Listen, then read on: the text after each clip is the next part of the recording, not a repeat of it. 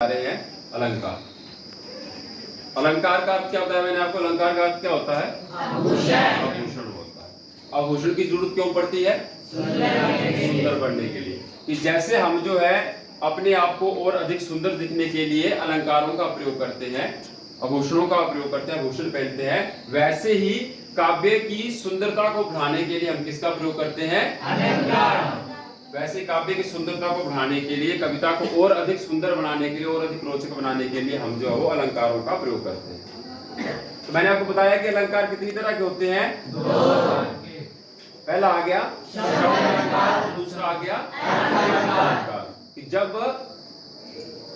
शब्दों के द्वारा हमें ये पता चले कि पंक्ति में कौन सा अलंकार है, शब्द या शब्दों के माध्यम से चमत्कार उत्पन्न हो, या सिंपल ये कहे कि शब्दों के माध्यम से हमें ये पता चले कि इसमें कौन सा अलंकार है, वहां पर आता है शब्द अलंकार। और जहां पर उस के पूरे अर्थ को समझ करके हमें ये पता चले कि इसमें कौन सा अलंकार है, वहां पर आ गया अर्थ अलंकार। वहां पर आ गया अर्थ अलंकार। ठीक है, सिंपल सी बात, शब्द अलंकार कि जहां पर एक शब्द को, एक या दो शब्दों को देख करके हमें ये पता चले कि इसमें कौन सा अलंकार है, वहां पर आता है शब्द अलंकार। और जहां पर उसके अर्थ को समझ करके हमें ये पता चले कि इसमें कौन सा अलंकार है, वहां पर आता है अर्थ अलंकार। ठीक है, तो हम इसमें वही करेंगे जो मेन अलंकार जो हमें हमारे इसमें सब्जेक्ट में लगे वही करेंगे हम लोग। तो शब्द अलंकार का उदाहरण करते हैं। इसका उदाहरण है अनुप्रास अलंकार। कौन सा है?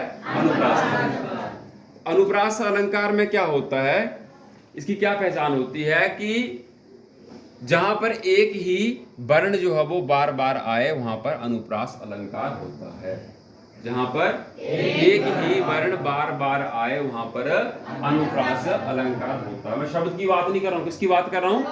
वर्ण की बात कर रहा हूं कि जहां पर एक ही वर्ण बार बार आए, वहां पर अनुप्रास अलंकार होता है। तो इसमें हम देखें तो इसमें लिखा है तरुणी तनुजा तमाल तरुवर।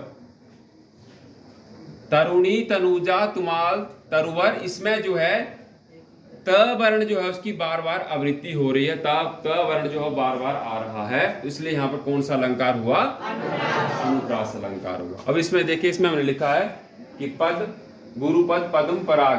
तो पद का प, पदम का प और पराग का प। तो इसमें हम देख रहे हैं कि प वर्ण जो है ये 3 बार आया है, प वर्ण की बार बार आवृत्ति हुई है, तो इसलिए यहाँ पर कौन सा अलंकार आया? अनुप्रास अलंकार आया। अब ये आ गया हमारा अनुप्रास अलंकार। इसके और भी भेद है, लेकिन हम इसका सिर्फ वही जो मुख्य वही करेंगे, बाकी उसके बारे में जाएंगे। अगला पढ़ेंगे हम लोग यमक। कौन सा आ गया? यमक। यमक। अब यमक अलंकार क्या होता है? तो यमक अलंकार में क्या होता है कि जब एक शब्द जो है वो और हर बार उसका अर्थ क्या हो? अलग अलग हो। एक ही शब्द दो बार आए, परंतु हर बार उसका अर्थ क्या हो? अलग अलग हो। अर्थ क्या हो उसका? ठीक है, अगर अर्थ एक जैसा होगा तब यमक अलंकार नहीं होगा। जब एक ही वर्ण नहीं बोल रहा हूं मैं, क्या बोल रहा हूं? शब्द बोल रहा हूं। क्या बोल रहा हूं? जब एक ही शब्द जो है वो 2 बार आए, परंतु हर बार उसका अर्थ क्या हो? अलग अलग हो, तो वहां पर क्या होता है? यमक अलंकार होता है। क्या होता है? यमक अलंकार होता है। इसका जल्दी से एक उदाहरण कर लेते हैं। मैंने इसका उदाहरण लिखा कि काली घटा का घमंड घटा। क्या लिखा मैंने? काली घटा का घमंड घटा। अब इसमें देखो कि घटा और घटा शब्द जो है ये 2 बार आया। कौन शब्द 2 बार आया? घटा शब्द जो है 2 बार आया, परंतु दोनों बार अर्थ जो है अलग अलग है। इसमें आ गया काली घटा। यहाँ पर घटा का मतलब आ गया बादल, काले रंग के बादल। घटा का मतलब क्या आ गया? बादल। और घमंड घटा, और यहाँ पर द्वारा घटा का मतलब क्या आ गया? कम हो गया। घटा का मतलब क्या आ गया? कम हो गया। कि भगवान श्री कृष्ण को देख करके बादलों को अपने ऊपर बड़ा घमंड है कि हम बड़े सुंदर हैं, लेकिन जब भगवान श्री कृष्ण के सामने रंग की सूरत देखी उन्होंने, तो क्या हुआ कि काली घटा, काले रंग के जो घटा मने जो बादल थे, उनका घमंड जो घटा मने कम हो गया। ठीक है, काले बादलों का घमंड जो घटा मने कम हो गया। तो यहाँ पर पहली बार घटा का मतलब आ गया बादल। क्या मतलब आ गया? घटा का मतलब बादल। और दूसरी बार घटा का मतलब क्या आ गया? कम होना। ठीक है, बात समझाई? जहां पर एक ही शब्द जो है वो दो बार आए परंतु हर बार उसका अर्थ जो है वो क्या हो, अलग हो, तो वहां पर यमक अलंकार होता है। तो इस पंक्ति में घटा शब्द जो है दो बार आया परंतु हर बार इसका अर्थ जो अलग अलग है। एक बार घटा का मतलब है बादल और दूसरी बार घटा का मतलब है कम होना। और एक इसका एग्जाम्पल करते हैं। इमोन का बनाया, इसमें लिखा इसने कि कनक कनक ते 100 गुना, ठीक है। पर यहाँ पर लिखा है कि कनक जो है किस कनक ते 100 गुना है। अब यहाँ पर एक बार कनक का मतलब क्या आ गया, सोना, और एक बार दूसरी बार कनक का मतलब क्या आता है, धतूरा, ठीक है। बात समझाई? अब हम अगला करेंगे श्लेष अलंकार। कौन सा अलंकार है हमारा? श्लेष अलंकार। तो श्लेष का अर्थ क्या होता है? चिपकना। श्लेष का अलंकार क्या होता है? चिपकना। अब आप देख रहे हो हम इसके पूरे अर्थ को, इसको सिर्फ एक शब्द के आधार पे हम ये पता लगा रहे हैं कि इसमें कौन सा अलंकार, शब्द अलंकार कर रहे हैं हम लोग, ठीक है। तो श्लेष का अर्थ होता है चिपकना। अब देखो इसका क्या अर्थ होता है कि जब एक ही शब्द के साथ अनेक अर्थ चिपके हुए हों, जब एक ही शब्द के साथ अनेक अर्थ चिपके हुए हो, अर्थात एक ही शब्द के अनेक अर्थ निकले, तो वहां पर क्या होता है? श्लेष अलंकार होता है। कौन सा अलंकार होता है? श्लेष अलंकार होता है। इसका हमने उदाहरण करा है, इसको सबसे बड़ी उदाहरण इसका ये लिखा हम लोगों ने कि स्वर्ण को ढूंढत फिरत कभी व्यभिचारी चोर। क्या लिखा है? स्वर्ण को ढूंढत फिरत कभी व्यभिचारी चोर। इसका मैंने एग्जाम्पल लिखा है श्लेष अलंकार का कि स्वर्ण को ढूंढत फिरत कभी व्यभिचारी चोर। अब मैंने इसको बताया कि श्लेष अलंकार में क्या होता है कि जहां पर एक ही शब्द के अनेक अर्थ निकले, जहां पर एक ही शब्द के अनेक अर्थ निकले। अब देखना यहाँ पर किस एक शब्द के अनेक अर्थ निकले। यहाँ पर सुवर्ण शब्द है। क्या लिखा मैंने? स्वर्ण शब्द लिखा कि स्वर्ण को ढूंढत फिरत, कि सोने को कौन ढूंढते, स्वर्ण को कौन ढूंढता फिरता है? एक ढूंढता है कभी, दूसरा कौन ढूंढता है? व्यभिचारी, और तीसरा चोर। अब देखो, अब इस स्वर्ण शब्द के तीन अर्थ निकलेंगे। स्वर्ण शब्द के तीन अर्थ इसके साथ चिपके हुए हैं। सुवर्ण का मतलब आ गया, कवि के लिए सुवर्ण का मतलब क्या आ गया? सुवर्ण। सुवर्ण माने अच्छे और वर्ण माने शब्द। कवि के लिए स्वर्ण का अर्थ क्या है? कवि किसको ढूंढता है? स्वर्ण को। कवि के लिए स्वर्ण क्या है? अच्छे। वर्ण माने अच्छे शब्द। अब कवि ने कविता लिखनी हो तो उनको अच्छे शब्द चाहिए, तो कवि के लिए स्वर्ण का अर्थ क्या आ गया? सुवर्ण माने अच्छे वर्ण, अच्छे शब्द। और व्यभिचारी, व्यभिचारी लोग जो हैं उनके लिए क्या चाहिए? व्यभिचारी लोगों के लिए सुवर्ण का अर्थ क्या आ गया? कि सुंदर वर्ण, सुंदर रंग, सुंदर आकार, ठीक है। व्यभिचारी के लिए सुंदर, सुवर्ण का अर्थ क्या आ गया? सुंदर रंग, जिसका रंग सुंदर है। सुंदर रंग वाली जो स्त्री है, सुंदर रंग वाली जो औरत है। व्यभिचारी माने सुवर्ण माने सुंदर रंग। और चोर के लिए सुवर्ण का अर्थ क्या आ गया? सोना। चोर के लिए सुवर्ण का अर्थ क्या आ गया? सोना। और देखो यहाँ पर एक ही शब्द के तीन अर्थ निकले कि नहीं निकले? निकले कि नहीं निकले? और सुवर्ण शब्द कवि के लिए स्वर्ण का अर्थ है अच्छे वर्ण। व्यभिचारी के लिए स्वर्ण का अच्छा कि अच्छा रंग, सुवर्ण, अच्छा जिसका वर्ण है, गोरा जिसका रंग है, सुवर्ण। और चोर के लिए स्वर्ण का अर्थ निकल गया सोना या गोल्ड। बात समझाई? तो ये हो गया यहाँ पर श्लेष अलंकार। यहाँ इस पूरी पंक्ति में क्या है कि श्लेष अलंकार है, क्योंकि इसमें जो है वो एक स्वर्ण शब्द जो है इसके साथ तीन अर्थ चिपके हुए हैं। स्वर्ण के तीन अर्थ निकलते हैं। एक निकलता अच्छे शब्द, दूसरा आ गया अच्छा रंग, सुंदर गोरा रंग, या तीसरा आ गया स्वर्ण का अर्थ आ गया सोना। ठीक है। अब हम करेंगे उपमा अलंकार। जो पहले करा था वो था शब्द अलंकार, अब कर रहे हैं हम अर्थ अलंकार। क्या कर रहे हैं? अर्थ अलंकार कर रहे हैं। अब देखना इसके पूरे, इसके सारे, इसके अर्थ को समझ करके हमें पता चलेगा कि इसमें कौन सा अलंकार करेंगे। उपमा अलंकार। उपमा मतलब एक दूसरे के साथ क्या करना, उसकी हम ठीक है तुलना करना एक दूसरे के साथ, मतलब उसकी हम जो उपमा, देखिए ये इसकी तरह है, ये इसकी तरह है। तो उपमा अलंकार जानने के लिए आप लोगों को सबसे पहले इन तीन चीजों को जानना बहुत जरूरी है। उपमा में सबसे पहले आता है उपमेय, फिर आता है उपमान, और फिर आता है समांतर। उपमेय क्या होता है? उपमेय वो होता है जिसकी हम उपमा करते हैं, जिसकी हम उपमा करते हैं। और उपमान क्या होता है? जिसके साथ उपमा की जा रही है। सिंपल समझ लो, आगे समझाएगा। उपमान क्या होता है? कि जिसके साथ उपमा की जा रही है।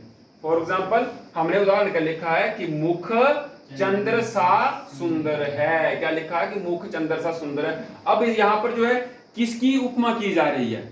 मुख की कही जा रही है, चंद्रमा की जा रही है? मुख की जा रही है। किसकी उपमा की जा रही है? अब इसमें मैंने इसका एग्जाम्पल क्या लिखा है कि मुख चंद्र सा सुंदर है। अब इसमें हम क्या देख रहे हैं कि किसकी उपमा की जा रही है? मुख की उपमा की जा रही है। तो जिसकी उपमा की जाए उसको क्या कहते हैं? क्या कहते हैं? और जिसके अब मुख की उपमा किसके साथ की जा रही है कि मुख किसकी तरह है? तो मुख की उपमा जो चंद्रमा के, किसी का मुख बड़ा सुंदर है, चंद्रमा के समान है, तो उसके मुख की उपमा जो चंद्रमा के साथ की जा रही है। तो जिसके साथ उपमा की जाए वो क्या कहलाता है? उपमान। अब ये आ गया उपमेय और उपमान का बचल गया। अब क्या होता है कि उपमेय और उपमान में दोनों में एक जैसी सेम चीज क्या है कि जिसकी वजह से दोनों की उपमा की जा रही है। अब देखना कि दोनों में समान धर्म क्या, समानता क्या दोनों में नजर आ रही है? सुंदरता। दोनों में चंद्रमा भी सुंदर है और जिसके मुख की उपमा की जा रही है उसका मुख जो है वो भी बहुत सुंदर है। तो दोनों में समान धर्म क्या आ गया? सुंदरता आ गई। क्या आ गया? तो दोनों का मुख दोनों जो बहुत ज्यादा सुंदर है, इसलिए क्या लिखा है कि मुख चंद्र सा सुंदर है। क्या लिखा है? मुख चंद्र सा सुंदर है। तो यहाँ पर आ गया हमारा उपमा अलंकार। बात समझाई? उपमा में क्या होता है कि उपमेय उपमान और समान धर्म। उपमेय होता है जिसकी जो है वो तुलना की जा रही हो।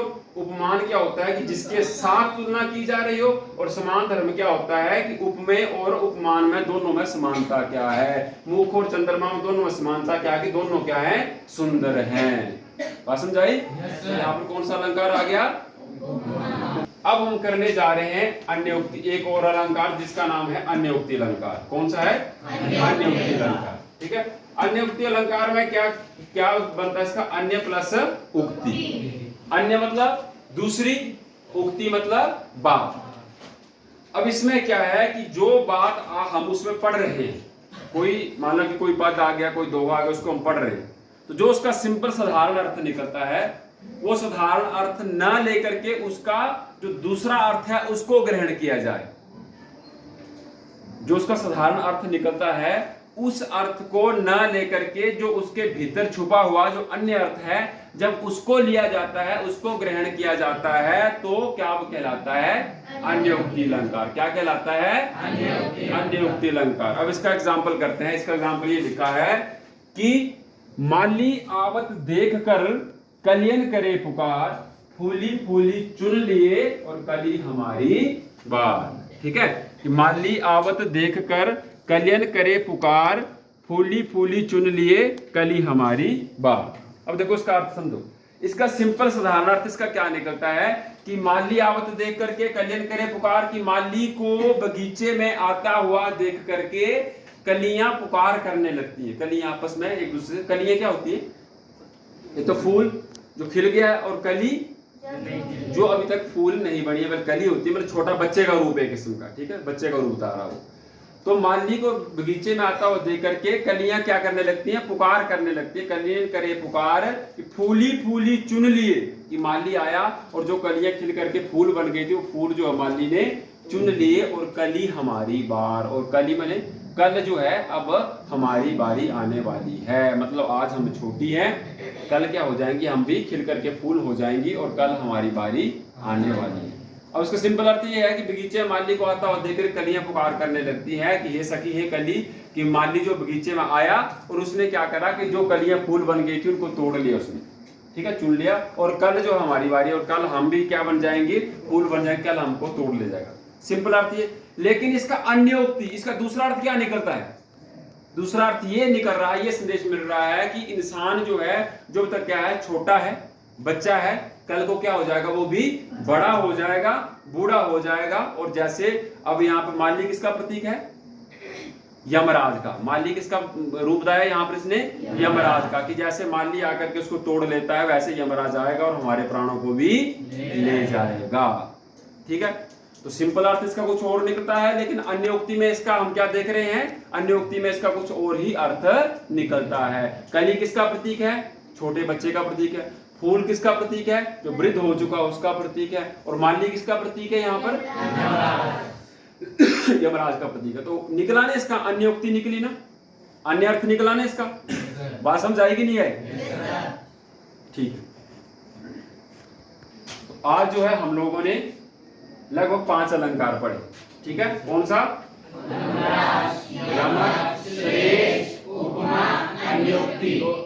अन्य उक्ति का लिख दिया, अन्य प्लस उक्ति, अन्य मैंने दूसरी उक्ति, मैंने बात जिसके माध्यम से उसका मुख्य अर्थ ना लेकर के जो उसकी दूसरा अर्थ है, दूसरी बात है, उसको ग्रहण किया जाए, वहां पर क्या होता है? अन्य अलंकार। ठीक है, जहाँ पे समझ लिया वहां पे कल दोबारा फिर चर्चा करेंगे इसको।